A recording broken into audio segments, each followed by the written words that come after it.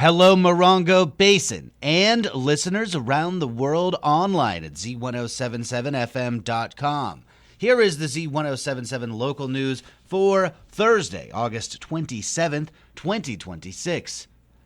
2 women were arrested in 29 Palms on suspicion of aggravated battery. On Monday at around 8:05 a.m., San Bernardino County Sheriff's deputies responded to a report of an attack in the 73,700 block of Raymond Way in 29 Palms. The victim told deputies that they were attacked by 2 people on August 18th. The victim was suffering from bodily injuries and a fractured jaw and declined further medical treatment.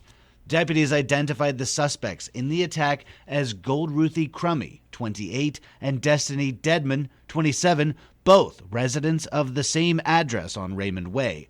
They were taken into custody at around 1 p.m. Crummy was found to have an active warrant in Los Angeles County.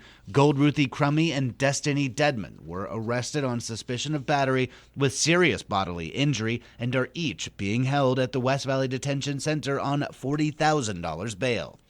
The deputies from the San Bernardino County Sheriff's Morongo Basin Station will be conducting 2 special traffic patrols in Yucca Valley today. Beginning at noon, deputies will be conducting a traffic safety operation focusing on drivers who endanger pedestrians and cyclists. They will be on the lookout for driver behavior that endangers others, including speeding at intersections, running stop signs, and blocking crosswalks. Deputies offered safety tips for pedestrians, encouraging them to use crosswalks and pay attention to vehicles when walking. They also remind cyclists to wear a helmet, obey traffic laws, and yield to pedestrians. Beginning at 4 p.m. today, deputies will move into a second traffic operation as they focus their attention on impaired drivers who are under the influence of drugs and alcohol through the end of the day.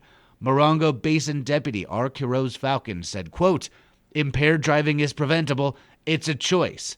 If you've been drinking or taking drugs that impair, make the right choice by finding a sober driver or alternate transportation to take you places." Drivers caught driving impaired and charged with a first-time DUI face an average of $13,500 in fines and penalties, as well as a suspended license. The San Bernardino County Sheriff's Department reminds the public that impaired driving is not just from alcohol. Some prescription medications and over-the-counter drugs may interfere with driving. Always follow directions for use and read warning labels about driving. And while medicinal and recreational marijuana are legal, driving under the influence of marijuana is illegal. As the Morongo Unified School District begins the 2026-2027 school year, their Board of Trustees is saddled with a $7 million budget deficit and enrollment number projections that don't support keeping the status quo, keeping possible school closures on the table. Online news editor Robert Hayden attended the district's last meeting and has a recap. The Morongo Unified School District Board of Trustees met on Tuesday in a study session to decide the next steps on what to do about declining enrollment in the school district. This is the first meeting on that subject since a committee of parents, students, teacher, and staff presented their recommendations to the school district board last June, saying that school closures should be of last resort in the search for cost savings.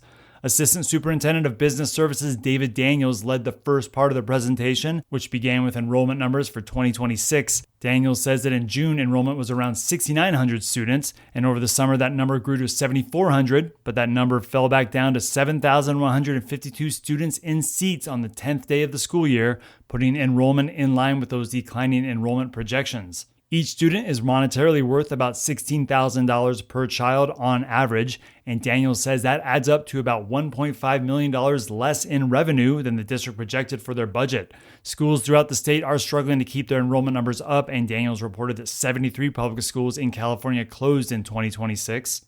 While the enrollment committee recommended that the board does everything it can to save money and regain ground on a $7 million deficit, the possibility of closing one of the 11 elementary schools in the district remains on the table.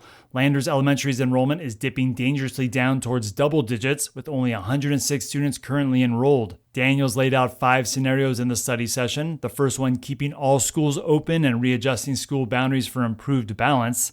Scenarios 2, 3, and 4 involved closing Landers, Palm Vista, or Morongo Valley Elementary and moving those students into other neighboring schools. The 5th scenario involved closing all 3. Amongst the dozens of considerations for each of the scenarios, transportation provided some insight into the complications of consolidation. Routes would have to be adjusted or in some cases added, with additional bus routes costing the district approximately $150,000 each. The 11 elementary schools are a result of a 2021 pandemic boom when enrollment numbers and projections sharply increased, then settled back down as more families moved back out of the area or enrolled their child in homeschooling.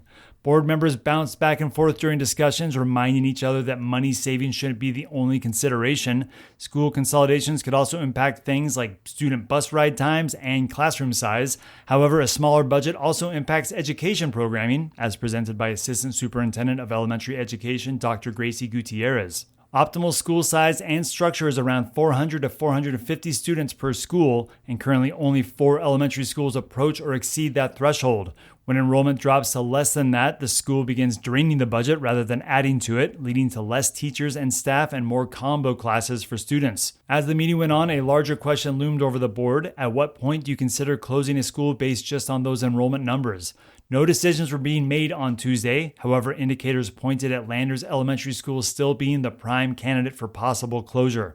A meeting at Landers Elementary is set for September 10th, with another meeting at Yucca Mesa Elementary set for September 22nd. The possibility of considering school closures still didn't sit well with 2 parents who showed up to the 8:30 a.m. meeting for public comment. We'll share those comments along with more information on the MUSD study session at this story on our website, Z107.7fm.com. Reporting for Z107.7 News, I'm Robert Hayden.